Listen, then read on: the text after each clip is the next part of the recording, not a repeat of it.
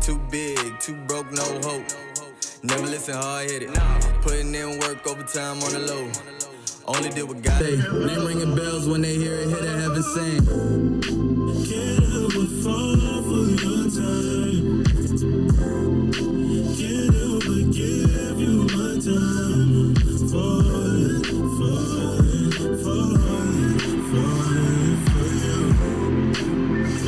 for you. What's good? It's your boy Westside, and you are now tuned in to another episode of Artist to Artist at the AV Club. And I have a special guest with me today. What's going on, everybody? I'm Mars Lyriq. All right. So I want to go ahead and go into the topic that you were just asking me. We was talking about, I started off with the Gavion artist and exactly where is he? And my response was that I feel like personally it was a reaction based off of his breakup. And it showed him that certain people, you know, his fan base didn't necessarily sit right with them, with how he dealt with it. And I felt like he might have taken a step back. So you was asking me a question right into that. Do you think that success changes people? People will be like, oh, this person got on and they changed. Do you think that success changes people, or do you think that's who they always have been? I feel like it's who they always been. If anything, success enhances it.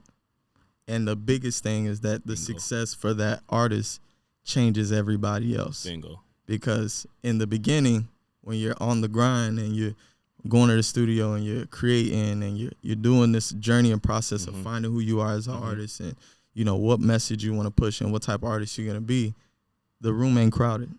Like, it's a lot of lonely nights by yourself, going to the studio, no support, nobody checking on you. Nobody really cares yet. Yeah, nobody gives a flying F if you make it or not. It's just more so of you. And then when you make it, it's like flies on shit. Like everybody know you now. Everybody go there. Yeah, man, I knew you was going. I knew you was going to make it. Nah, Rick. Nah, Rick. That's how it turns out. I agree, bro. I think that the success and the independence that comes with success gives people the opportunity to be who they've always been. You know, because I think at the core you are who you are. But I think a lot of us, the truth is, a lot of times people will do things out of a need of survival, out of a need because they don't really see any other viable option. Yeah. So I think a lot of people, my daddy will always tell me this. He'd be like, the way you know who somebody truly is how they treat somebody that they can't get anything from. That's when there's completely nothing coming out of it. When the way you engage with a motherfucker who can't do nothing for you, that determines who you are. Because of course you're gonna be cordial and nice from somebody like Dummy. They could offer you something like. Of course you're gonna be sweet and cordial and nice and all those other types of things. But I think when you could be kind and, you know, show up with compassion and care for somebody that really can't do nothing for you just because it's the right thing to do. Yeah. Even with that, I used to wonder like why when a artist blows up, that there's always that group of people from their hometown or from their block that always have that perception of them like, oh, the money came and he changed. And I don't think they take in consideration of how it may look, how they have changed from the artist perspective. You know, someone that you never asked money for, like from, and now you asking them for money. Well, who changed in that situation? I think sometimes, bro, because I've heard a lot of people talk about this. I think that people have a tendency, even if it's not intentional all the time, it turns into this parasite situation. And you see one person move and you figure that like, this is all right, this is our opportunity. Yeah. Like this is our chance to get on. And I think sometimes the person will be genuinely wanting to, you know, like be that person to like change the dynamic as far as like finances and all that type of stuff is concerned. But it creates this very, very weird intersection where the people are not intentionally or either are intentionally or not intentionally being parasites, and the other person is either intentionally or unintentionally overextending themselves. Yeah. You know, you have what you have. A personal dream for me is definitely to be able to like take care of my family, like to independently be able to take care of my family. But that has to exist in balance. Like, you know, when we talk a lot of stuff, like I'll relate, you know, like to scriptures and stuff. Yeah. There's a scripture in the Bible that says an unjust balance is an abomination. An unjust balance is an abomination. Like, I can't be so wrapped up into caring for you that I'm not caring for myself. And I can't be so wrapped up into caring for myself that I completely forget that you exist and let our relationship fall into that. It has to all things in balance. Yeah. No, I agree with that. Definitely in balance. I think also, like, when it comes to artists, it can also hinder them in the process of blowing up. So, like, you look at some of these artists who get their fame and their success, but they're suffering in other departments on the mental side. Oh, of course. You know what I mean? To bring up one person, I seen that Cardi B spoke on that, and she said that she had moments where she didn't even want to be on this earth. Mm-hmm. Now, this is coming from someone who's a megastar. Mm-hmm. You know what I mean? Multiple countries and continents, they know her name, they sing her songs, but you have her not wanting, you know, at times to be here because of the stress and the pressure that is put on her based off of social media, because that's the biggest driver right now. Outside of the family is, I would say, social media. You could put out art and it could be great. It could be phenomenal, but even some of the best art that has ever been put out has been ridiculed. Yeah. You know what I mean? Well, two things. First, I think, to me, what makes something more beautiful is when the beauty of it is debatable. You know, I think I value differences of opinion when it comes to art. I think that's a beautiful thing. Like, I wish more people were a little bit like that. Yeah. As far as the other thing that you touched on, people will say a lot of times, like, you know, money don't buy you happiness. And that's bullshit, because money can definitely that's bullshit. Like, buy you a flight to a couple you of countries. What I'm saying? Money can buy you happiness, and this is the way I feel like I came to it in my personal reflection. Money can bring you happiness, but it cannot bring you wholeness. I like that. That's a bar. That's a bar. It could bring you happiness, but it's not gonna make you whole. Money can buy you a crib, but it's not gonna give you sleep. It's not gonna give you rest. Money can buy you food, but it's not gonna give you an appetite. You understand what I'm saying? Yeah. So I think, and this is a horrible example, but I gave this to somebody the other day. My homie was talking to me about, you know, finishing his degree, and I was like, bro, you should just finish. You're almost there. He was like, man, people think that, you know, you got to have a degree to be successful. And I was like, I get where you're coming from, and I don't think that the degree in and of itself makes you successful, but it's a piece to the puzzle. Yeah. You understand what I'm saying? So the financial aspect of what we need as artists, as people, is important. You got to live. Like, that's you're not going to be happy if you're hungry. Exactly, and, you know, in the tired. street singing on the corner with a cup. You understand what I'm saying? Like, that's going to affect your mental. But you ever hear the saying that, like, we live in a three-dimensional world, like how our world is three-dimensional? I feel like, at least in my spiritual belief, I feel like human beings are three-dimensional as well. Like, you're a body, you have a soul, and a spirit. Yeah. So taking care of the financial part, that takes care of the body. That's cool. But you still got a soul and a spirit, Brad. You feel me? So if, like, you're not finding ways to build up those things too, I think that's how you have a lot of people who will buy into that hustle mentality and be like, you know, I'll sleep when I'm dead. And you get to these high places of financial and monetary success, but your spirit, like, your mind is suffering. You're not always there. Like, I get nervous. I don't even know if I should say this. Probably cut this part out. But I get nervous when I look at what's Brad your name? He from West Palm. Who? Oh my God, I can't believe rapper, singer. Yeah, rapper. Was just on Drink Champs. Oh, Kodak? Yes. No, he's from Pompano. He's from Pompano. It's right there. It's right there. Okay, it's close. Yeah, Pompano's close. Yeah. And I'm not even a heavy hip hop head like that, but like I pay attention. I like to see what's going on. Yeah. And seeing how a lot of times as people rise in the financial success, you see the real them dying. You see the real them suffering. And I feel like, bro, you gotta have a balance. That's why I respect so much of people who don't always have to be in the front. That's another bar. Yeah, you don't always have to be in the front. I think Jill Scott, who I love and respect so much, she said, shout out to Jill Scott. Yeah, shout out Jill. We love you. She said, you don't have to be concerned about being the richest or the richest looking in the room. Just be in the fucking room.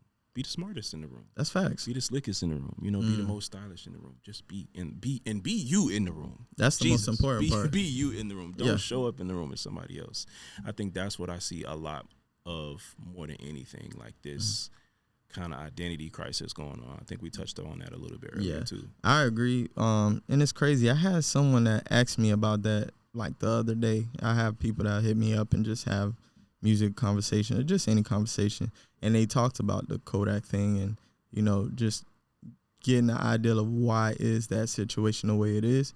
And the plainest thing that I could say, or the clearest way to explain it, you got people that are coming from impoverished areas, and is a lot of people that are wanting to get out of that impoverished area. Mm-hmm. So they take up a lot of people with them, and some that shouldn't really go with them because they may not have the best for them at heart. So a lot of situations, you may have one of those in your corner, but that person could easily get kicked out if it's a situation where you got 10 people who don't really care about you, but they love you for the ride that they're on. Then you got one person who really care about you. Right? And when you are on the journey and, you know, you tend to get offered certain type of drugs and stuff like that, you know, the 9 will say, nah, yeah, go ahead. We got you. Yeah. Like, you know, just You relax, good, man. You good. You think I'm going to let something happen to you? Man, I got you. And you got that one like, nah, bro, I don't think you should do that. If you don't put this shit down, like, I don't think this is something you should be doing. And like, but you got 9 people in your ear saying, nah, bro, we got you, man. Man, shut up, man. Just let that man rock. Like, he work hard. So you're going to lean towards that 9 and kick that one out because he's going against the pack. But in the end, that one you kicked out care about you more than all 9 of them put together. That's usually how that works. So because of that, you find artists in situations where they're in endeavors that they shouldn't really be in. You know what I mean? I always looked at it as protect the bag. If I'm in a position, let's say I'm in the room, but I'm not the star, but I'm in the room and I'm part of the camp, I'm going to protect the bag. Yeah. I'm going to make sure what's best, the for best the artist of the team, or whoever's in the forefront. You don't even have to be an artist, but whoever's in the team forefront. in general. Yeah, the team in general. I even do that when I'm at the forefront. I got people behind me. Right. I'm going to make sure they good. Right. You know, I'm not going to sit there and just tell them, go ahead, yeah, do this, do that. And then in the end, knowing there's consequences that they're going to have to face. And then I have to look at them in the face knowing that was probably going to happen. And I just let it happen anyways. I think that it is important, like, the people you have around you, like, not even just as an artist, as a person, bro, because I think where you are, you know, like, and who's around you has a lot to do with who you become. You understand what I'm saying? I think that's why I'm kind of lucky that I had a lot of people that I was raised around that helped, you feel me, like my village, if you will, that their heart was in the right place. You understand what I'm saying? So they were able to hold me accountable because their heart was in the right place. You understand what I'm saying? And I feel like it's important. I think sometimes, I was talking to somebody about it on the way here, a big pet peeve for me is like a yes man. Like, I hate. It's the worst. I hate. It's the worst. Hate a yes man. Because it's like somebody that's just going to pump your ego and tell you how everything, yeah, man, that shit fine, that shit fine, that shit fine. I need you to really be able to look at this situation objectively. And if I moved in a way that was out of character, or if I did something that wasn't in the best interest of the team, or if I did shit and it sound boo-boo, I need you to be, tell me I need the to be able to truth. trust you to tell me, not to hype me up and then we put this shit out there and then everybody else listen to it and they're like, bro, why you put this out? Your friends don't care about you. Yeah, you don't have friends. You don't have friends. And know. then you got all these niggas in the studio with you. Yeah, just bobbing their head. Like, nah, they ain't really bobbing to the music. No, I was so much rather, like, my upbringing, like, you know, middle school, elementary school, even coming into high school, I wasn't, like, popular, if that makes sense. Like, You was known, though. I think because I could sing. But I felt like everybody knew you. You may not have been popular, but you was known. Like, a good amount of people knew who you were. I think that was more so like the music things or whatever, all the talent shows or whatever. Yeah. But I feel like because of that, you start to get comfortable not being in the majority. And I think that's a really powerful thing. Like, you don't necessarily have to be with what everybody's doing, because I don't fit in with y'all motherfuckers anyway. Yeah, so I can do me. You understand what I'm saying? And it's not going to be weird. Exactly. Like, that set up the opportunity to be like, bro, who are you? What do you want? What type of music do you like to listen to? Like, you understand what I'm saying? I think that's, if it's nothing else that anybody else will take, like, from this session or the segment or whatever, is that, like, the real you is always going to be more interesting than the fake somebody else. Oh, that's facts. Like, always. That's facts. I agree with that 100%. Always. And I think we have so many people, you know, like, I think that's kind of how maybe the Kodak situation got to how it is, to where it's like, you have this desire to keep up like this persona, you know, and you got other people around you feeding it. Yeah. And whatever you feed's gonna get bigger. Yeah, that's you facts. feel me? Like, and eventually you keep feeding that shit, it's gonna start eating you. Mm-hmm. You feel me? So I feel like that's what we see a lot of, I think. Yeah. I hope that, you know, he figures it out. Yeah, prayers to that boy. Yeah. I'm a big fan. I'm a big fan. I'm a huge fan of Kodak. You know, I'm hoping that he's going through his journey, because everybody got trials and tribulation. We've seen it with DMX.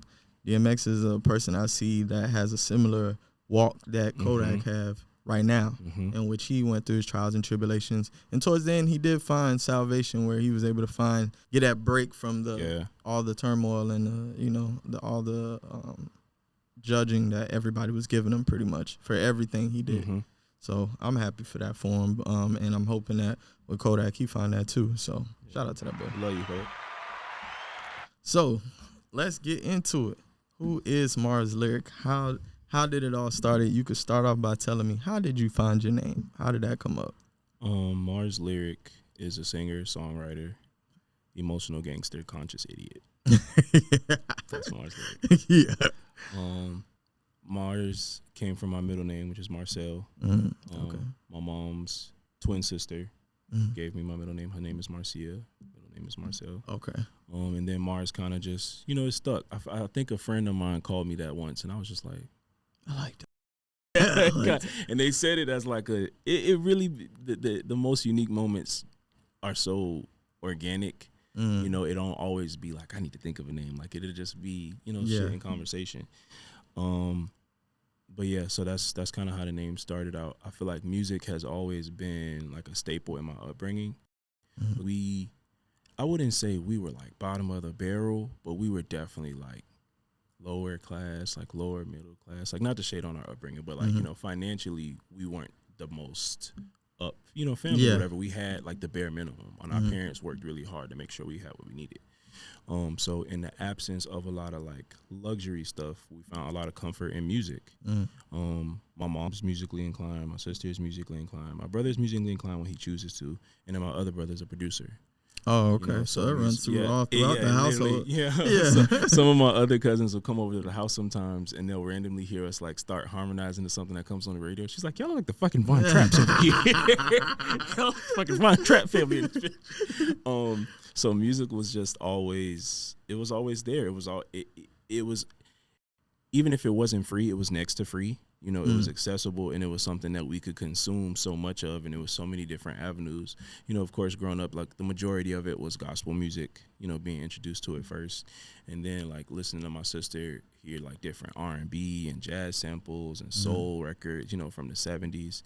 And it just evolved. Okay. So who would you say like were the biggest influence for you when it came to your music?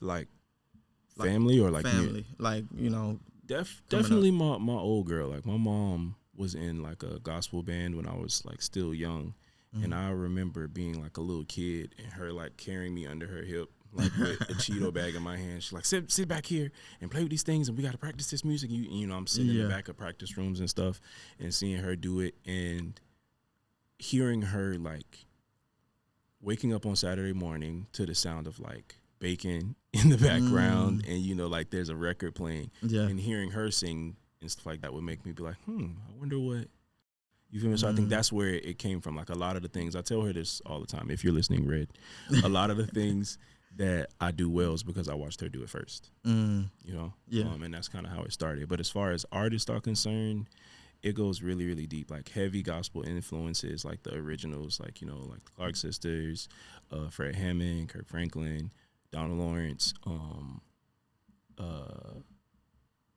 Kurt Carr, like those folks. As far as like soul music, Earth, Wind and Fire, song just popped in my head.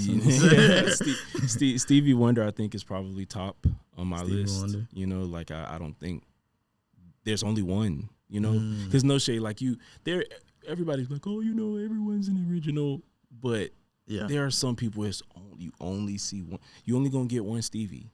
We only gonna get one Whitney. You understand what I'm saying? Like, it's only gonna be. There's never been another Luther. Like, that's it.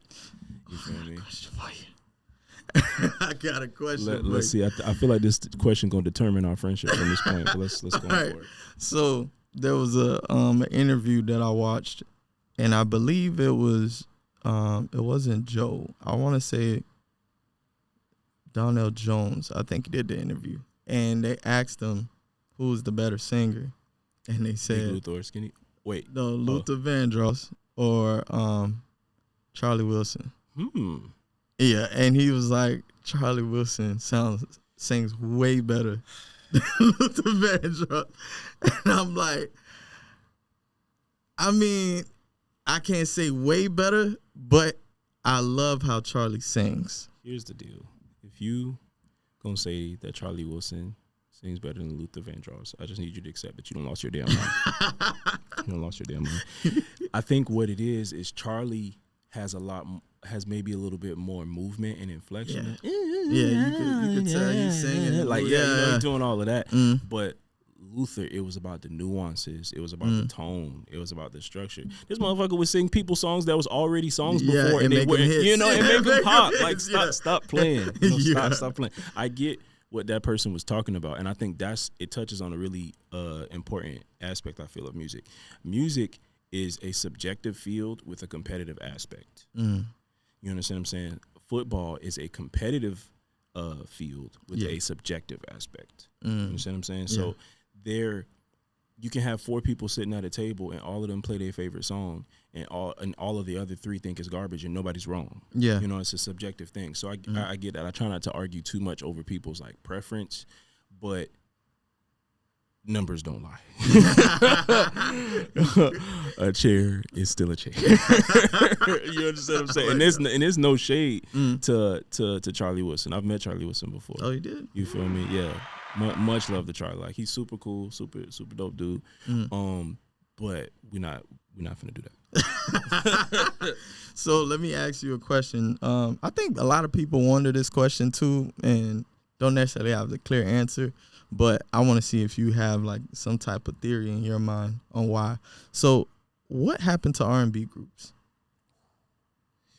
I think there's so many different things that like are at work there, because you have the business aspect that usually swallows everyone whole.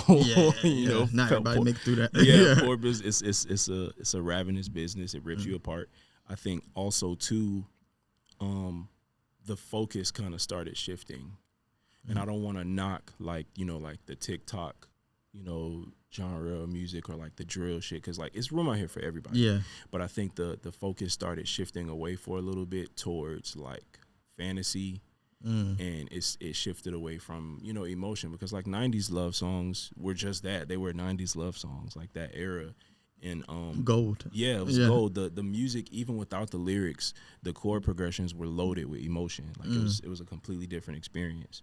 And I think now, just being transparent, I feel like a lot of stuff now is just real transactional. Like that's the kind of state that we live. It's a very transactional space. The music is transactional. You put one out, it pops for a little while. You put another one out, you pops. You don't have it as much no more. That's why I was like, I get really nervous when people talk about like, what the fuck are we gonna listen to when we're in our 60s? Like, what from our era? You know what I honestly think it's still gonna be the stuff from the 90s. I think so too. No cap. The 90s, like, the 80s. I feel like you're gonna have some people that like, this was good music, this was quality content, but a lot of the stuff, it doesn't age well.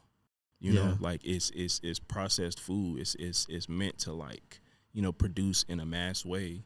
So I think that the focus shifted away from that. I think also too, people saw just like a lot of bad things happen with groups. That's true. Like there are more horror stories than there are success stories with groups. And if they didn't survive either of those two, if they managed to survive both of those two horrible monsters, you have the conflict of all these personalities trying to work together. You know, who's getting more attention, who's more liked, who's more attractive, who's more, all of these types of things. I've tried to do the group thing before, and I think like there'll be a good chemistry, but you really got to keep your head on your shoulders, my G. Like, keep your head on your shoulders, brethren, because it's like once that shit starts swelling, you feel me? It's a scripture in the Bible that says pride comes before the fall.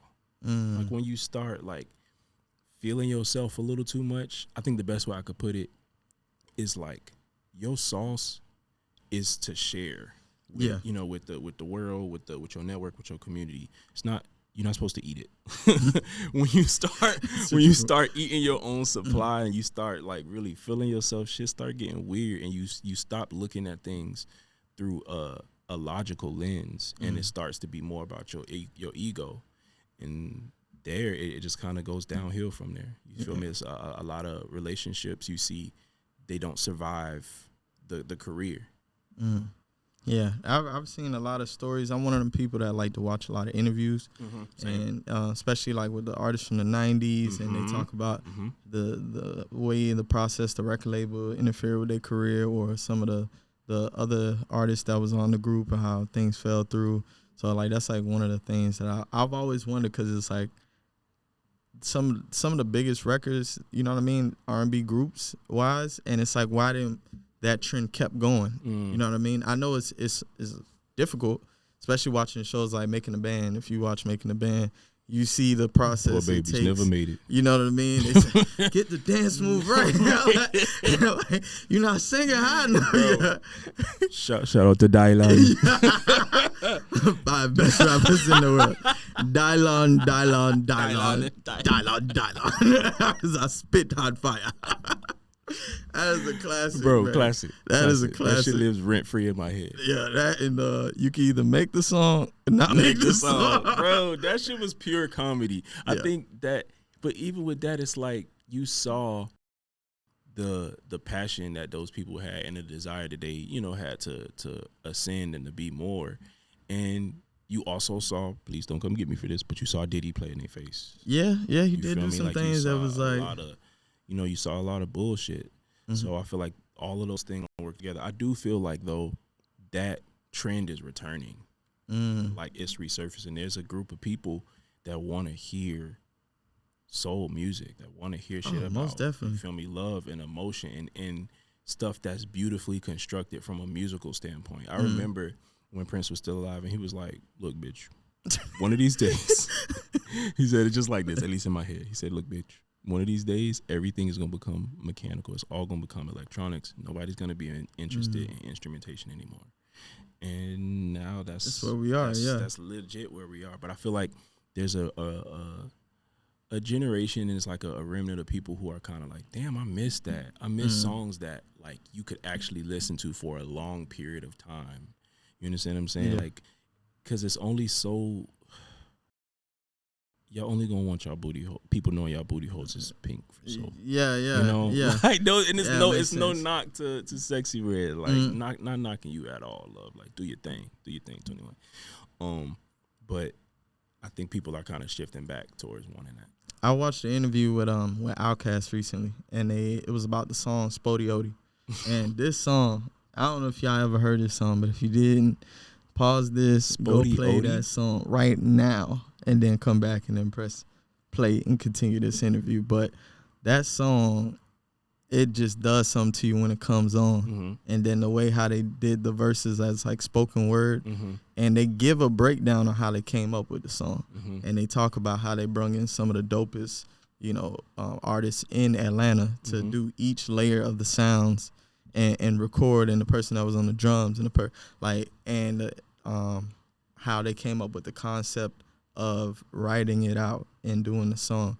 And I feel like that's more so why, if I could say anything that's clear cut, the reason why people resonate with 90s, 80s, 90s, early 2000 music still to this day, and more to what they resonate to now, is because it was a process. It was a bigger process back then to create music. Now music is so accessible, and it's so easy to do it. Transactional situation. Now you can just make it on your phone, or you can, you know what I mean? Like you just pick a beat off of YouTube and just rap over it, and then bam, you never even met the producer. I put it this way: it's like it's so quickly produced, you know, it's not natural. There's no gestation period anymore. It's like, I think a lot of times, like when I'm writing for other people, I'll be writing for other people, and they'll be like, you know, I'm like, you know what do you want for this project? What are you trying to say? Like, where are you in this project? And some of them, I want a hit. I need to be a hit. You don't understand. You know what I'm saying? I need a hit. From men and women, you know, I need a hit. You feel me?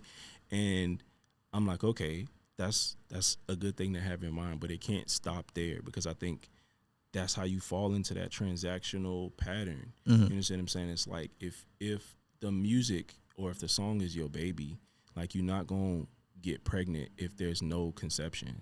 Yeah. You understand what I'm saying? I Like get if what you're people saying. don't conceive them or people don't really like know how to like even interact on a basic human level, like outside of the artist shit. We was talking about that earlier too, to where it's like you can't sit next to somebody, you know, for 5 minutes before like they start doing some weird shit with their phone or something. That's You facts. understand what I'm saying? And we lost touch with the ability to just sit across the table and talk to somebody that's your brother. Like, Yeah, we no, lost really, how to do that. honestly. And I just look at it like the way how music is being produced out, mainly on the rap side, because I know that more than anything. It's a lot of people that's going in, not even writing. They're just going in and just saying what comes to mind until it sounds like it makes sense, and then mixing it and the song is done, and then they're cranking out 3, 4, 5, 6 songs in a day, and they're just throwing them out, and it's like really just throwing paint on the wall and Pretty seeing much what seeing you what come up sticks. with. Yeah. And see what sticks. And rather than back then, it was more strategic. It was more altered. You had different people coming in and adding their opinion and adjusting it. And I think, honestly, that's what it is, honestly. And the music that hits the hardest are the ones that give you the feel from, like, back then. So, like, when Wait For You with Future and Tim's and Drake, when that comes on, you know what I mean? The feel of that song is just, like, put you in a trance. It puts you in a certain mood and that sort. Let me tell you something. Whether you was fucking with them before or not, and I was fucking with them heavy before this, but you cannot, I've yet to meet any person that says that any of that Silk Sonic shit has not been a banger. Oh, it's been fire. All of it. Yeah. Like all of it. Yeah. I've been vibing. Yeah, really, you understand what I'm saying? Like Yeah. that whole, It hits. you understand what I'm saying? So it's like, and I love that they, because I'm a big Anderson .Paak fan, and you know, and I fool with Bro Mars too. I really respect his art. Yeah. I feel like they stuck with what came natural to them, and they really kind of just invested in it as opposed to just making it whatever was gonna pop in that moment. You know, whatever is trendy. Yeah. You understand what I'm saying? Because trendy shit, it's nice now, but it does not age well. It's processed food. It's not gonna, you know, like it's. I think a lot of music now is like it's cookout food. You feel me? You go to the cookout, you eat it, it's real good, but you don't take the cookout food. Don't. You feel Probably me? use the bathroom right after and get it right up you, out of you. you. You eat the cookout food at the cookout, and actually you eat that shit on the paper plate, so you can put it down and don't nobody know you eat it. There you go. You fold it. You fold the heme. Yeah. You understand? Press right in the garbage. Press it right on down. And so much of the music is like that. It's like, oh, this was a nice look. Because don't get me wrong, it be certain songs that's come out that's literally about absolutely nothing, but it's like, damn. Yeah, you just it makes you feel something, so you just go with it at the time. You feel me? Like that's what I talked about earlier. Like it's a subjective nature. You understand? It's a subjective nature game. I think is more so like also now where I'm realizing it when I'm thinking of, okay, what did I listen to last year? And I have to actually go look to go find what I was listening to last year. It doesn't sit in memory like, oh, this song dropped, and when it dropped, oh man, I kept playing it over and over and over. So it's like, and then now the attention span of people is just so short. Shit's so short, like you're bro. getting trained for short attention span all across the board. The only thing that is not short is movies. For some reason, they got longer. You know what I mean? Movies are going to hour 45, 2 hours. I'm like, they're gonna run you down. Yeah, you might as well put a bed in here and just let me lay down. Like, but, at this point. Yeah, but other than that, like from social media perspective, from the TikToks to the Instagrams to, you know, just everything. I used to be a big movie person, and I knew the attention span thing was real when I stopped watching movies and I catered more to TV shows. Just because whenever I wanted to stop, I could stop. Like, it's kind of hard to stop in a movie. Yeah. You know what I mean? Yeah. 'Cause you don't really want to. You locked in and it's like, hour 45 minutes, I'm going to be right here. Right. You get what I'm saying? But a TV show is like, oh, I can binge watch this for how long? Oh, I want to stop right here. Boom, and just walk off. Yeah. You know what I mean? You can pick up where you left off. Exactly. So the attention span is like a big thing when it comes to music. I was talking to an artist that was on here last, Doogie, and he was saying that he feels like it's going to make a 360, like everything is a cycle. So as this wave is starting to end, that it's going to come back around and it's going to start being like more organic, natural music that's going to prevail. Because, bro, even a lot of the, and I'm not being shady when I say this, like even like a lot of the like the TikTok type joints or, you know, like the music that just kind of pops up. A a lot of that stuff is samples from the 70s. Yeah. From the 80s. You feel me? Like a lot of that stuff is sampled from people who got the content out the mud, like who literally just sat down and built the chord progressions from hand. Yeah. You understand what I'm saying? So I think that is coming back to, like, it's a younger generation now of people who are just in it for the love. And that's a dangerous thing, because it's like when you genuinely just love what you do, it's not so much about what attention it gets no more. Yeah. That's where I think we lose our power, because a lot of the stuff that I see that an artist going for, it's like you only want this because that's what you think other people want. You're not even really giving yourself the opportunity to know what do you want? Like, what do you want to say in your music? What do you want people to feel? You understand what I'm saying? Do you want people to feel anything? You understand what I'm saying? I don't even think people take the time as much anymore to say something that they feel or what means something to them. I think they solely go in nowadays making music thinking what sounds cool. I think so too. And most of the time you're going to replicate what you've heard sounds cool.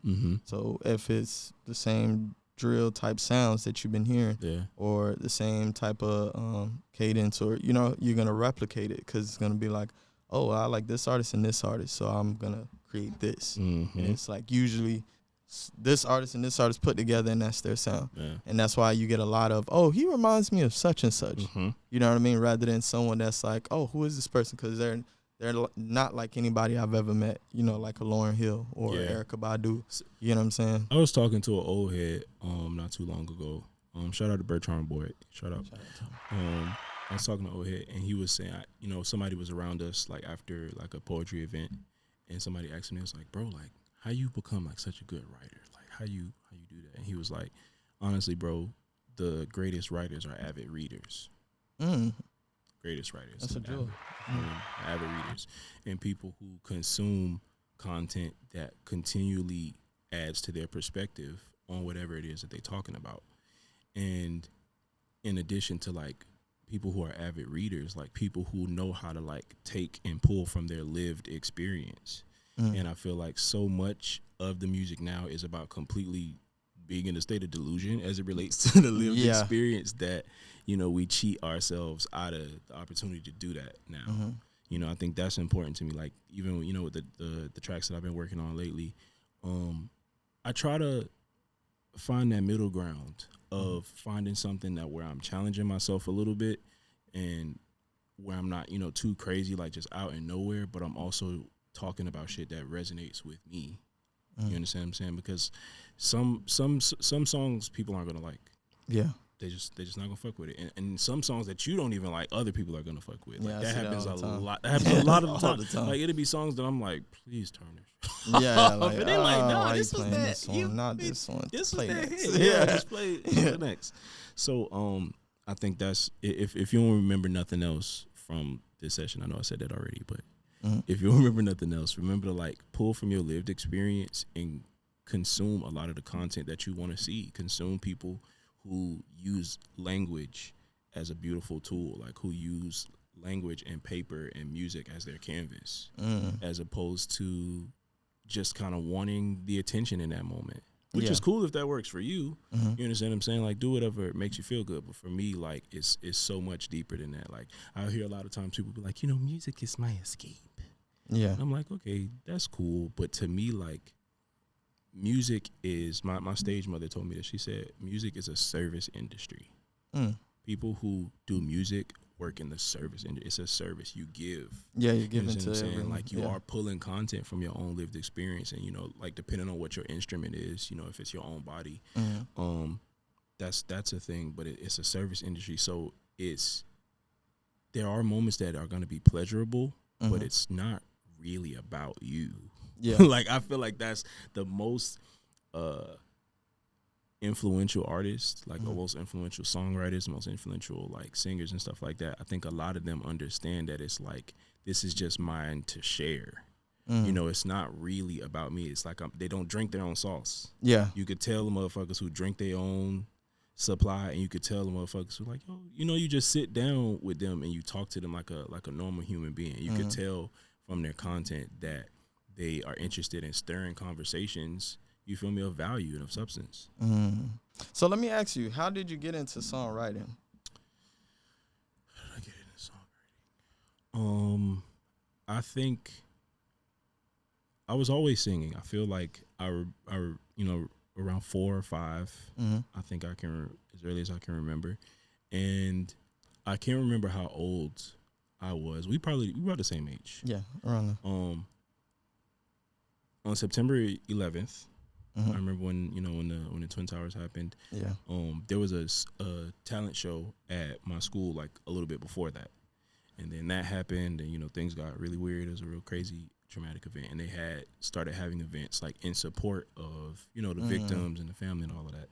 And the music teacher came to me. She was like, "Tyler, would you be open to writing a song for the showcase?"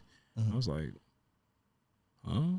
Yeah, I'm a kid. Like, I didn't really, I never, my mind had literally just never gone that far. Like, I was just so like, oh, I'll sing, but like, write it? Like, what you mean write it? Yeah. Like, write it down on a piece of paper. Scratch. You know what I'm saying? And I think that's how it started. And a big shout out to my sister, like my oldest sister. She really like exposed me to a lot of different music, like India Ari, Erykah Badu, Eric Benet, you feel me? All of those folks, like people who really, really took their pen game serious. Like Missy, so many different genres. Like shout out to you, Ebony, shout out to her. And that art form and the way they like wielded their pen, it made me want to do the same thing. So it was like I thought singing was cool, but it started to become important to me that I wrote what I sang to. Like I didn't necessarily want to be the person that's like singing a bunch of other people's stuff, which is nothing wrong with that. 'Cause a lot of greats did that, but that's how it started. Yeah, I see that a lot. Like I see that a lot more now that there's more singers that don't write. And I always thought that it went, kind of hand in hand. I mean, it is what it is, because anybody that knows me knows that you could likely get punched in your head saying the wrong thing about Whitney Houston. Whitney 5. It can happen. It can happen. Like there will be no Whitney slander in my presence, and it's a known thing that Whitney didn't really write any of her music, but she brought it to life. Yeah. You understand what I'm saying? True. It wouldn't be what it is. It was not. Same with Luther. Luther did not necessarily write those hits, but he was like, "Bitch, give me this." Y'all don't, Yeah. What he put? You understand what I'm saying? Let me try something. Let's switch this up. Put the drive here. Yeah. And boom. Now we got a hit. You understand what I'm saying? And their instrument is what attaches it to memory. You understand what I'm saying? The inflection in their voice, like the control they had over their instrument, and the emotion in it is what people remember. So I think both things are viable, because I think a important thing that I learned some years ago, like as a songwriter, is like not everything has to be for you. That's true. You understand what I'm saying? I had to learn that, because there was a period where it's like, no, I'm not going to give my shit. You understand what I'm saying? I'm not going to give somebody else my stuff to write, but it's like, brethren, it's not always for you.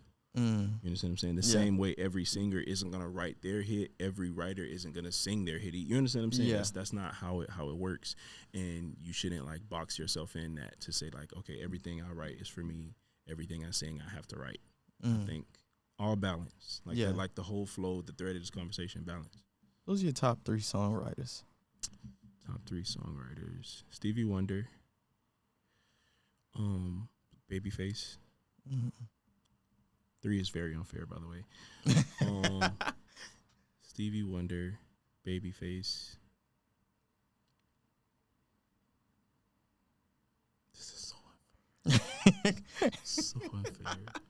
So unfair. Stevie Wonder, Babyface, and Jasmine Sullivan. Jasmine Sullivan. I like Jasmine Sullivan. Yeah, Jasmine Sullivan. It was so many in my head. I think I like Jasmine because Jazz sings a lot of her music too. Yeah, she do. You understand what I'm saying? Like she I call Jasmine the second coming. The second coming. Yeah, I agree. It was crazy because watching her wave, it was like she came out and then she was putting out songs, and then it was like I stopped seeing her as much, and then that's when she was in her, I guess, her songwriting bag, and then she came back out and it was like, oh snap! Like, it was a lot, bro. It was a lot of ups and downs. Jasmine got dropped at one point. Yeah, you know, like I was talking to somebody and I was explaining to them about how you remember we were in middle school when All I Want Is You from Miguel dropped. Yeah. And you remember that album was on. That was straight flames on the album. And a lot of people didn't know that album was tied up in court for a very long time. His original label that dropped him Yeah. sued for rights to the label after the new one kind of like, you know, revamped it or whatever. Yeah. And I always like would try to become a student of those types of situations and like learn about those things that are happening, because it's like these are all very real parts to the story. You understand what I'm saying? Like that artist shit is not for the faint. It's not for the weak. Like if you really gotta decide that this is something that you want because you want it, not because you think it's easy. Oh, that's facts. Yeah. And I think a lot of people do jump in because they think it's easy. Like It's I fun. seen such and such Yeah. just pop out of nowhere off of that one song. It wasn't that difficult of a sound to make, so they jump in and they try it, and don't get the same success. Yeah, at some point you're gonna have to put the work in. It's a service industry. It's work. The difference is that you have people that will genuinely love their work. There are some people that love the work that they do, but it's still work. Yeah.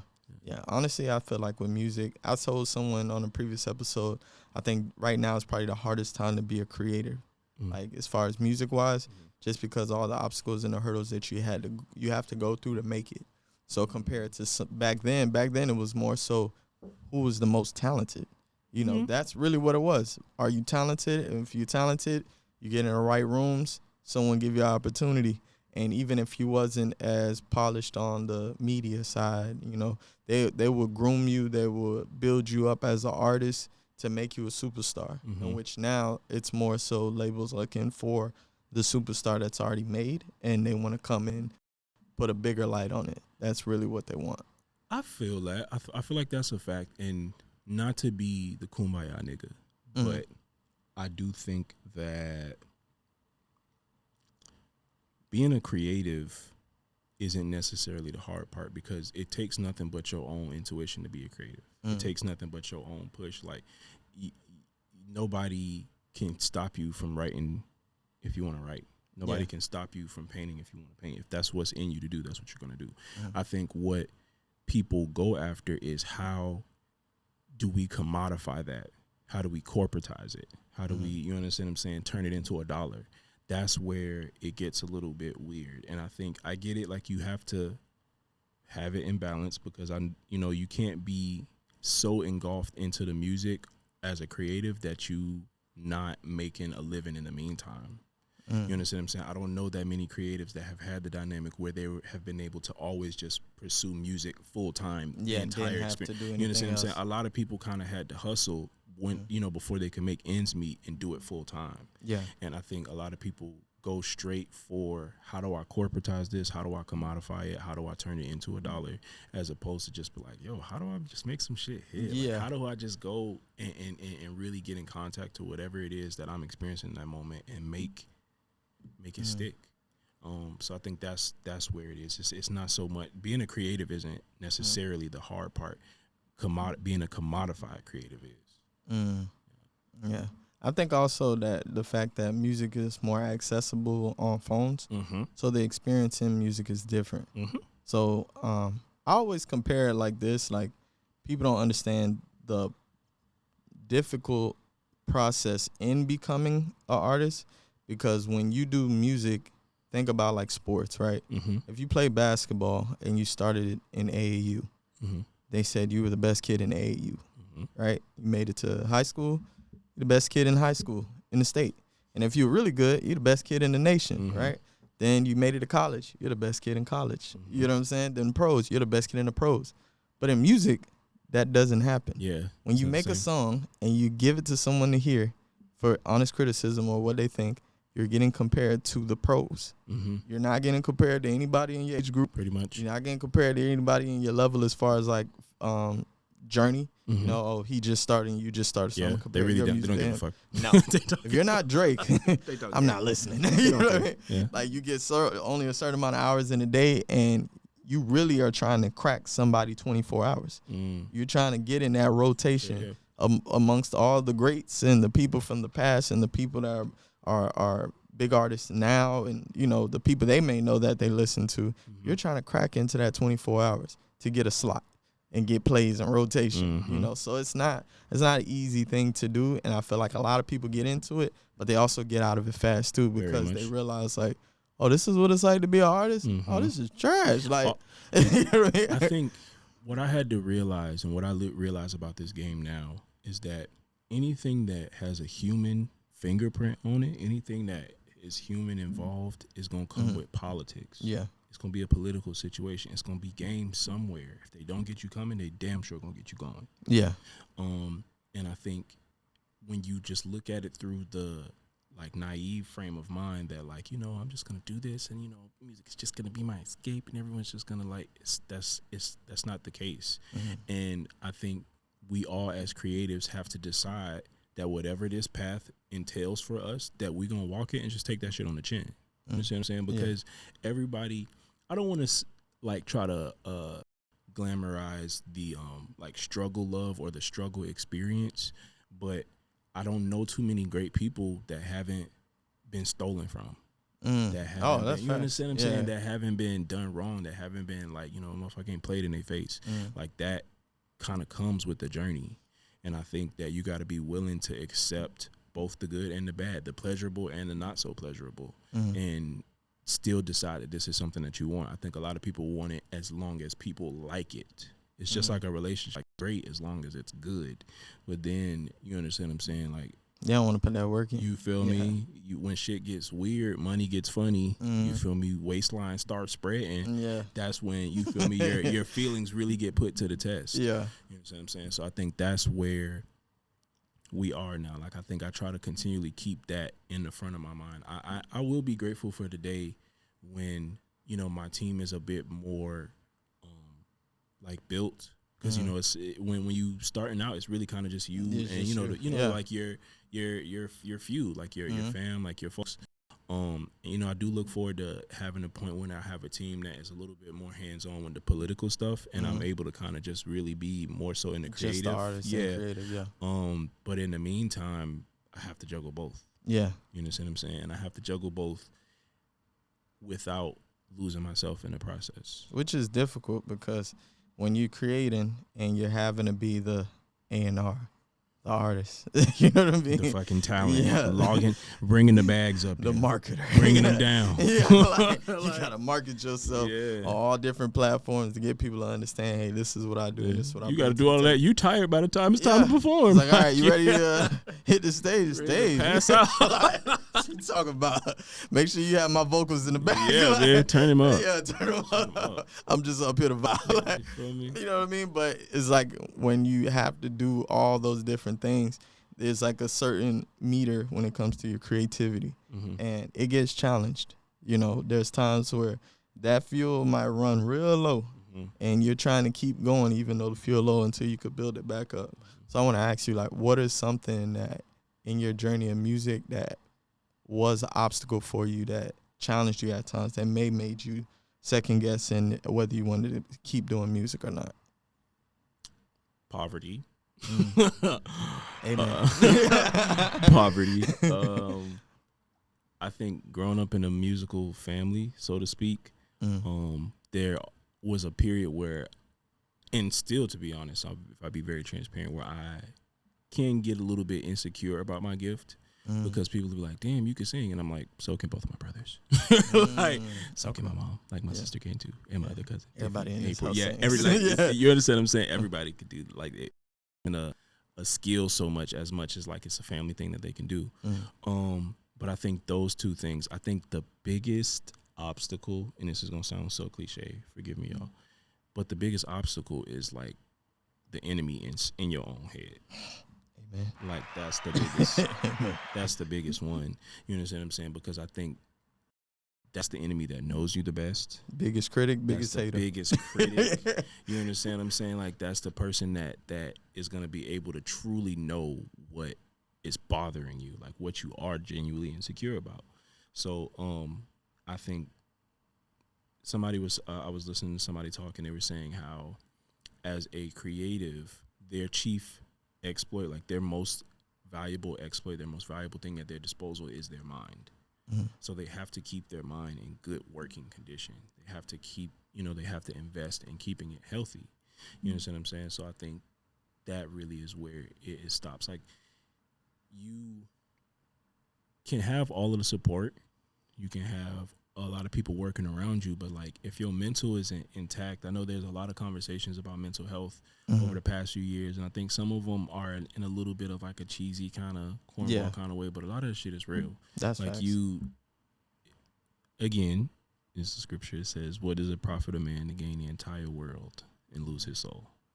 What you get, like, it's not an even trade. And I feel like my biggest obstacle really has been me.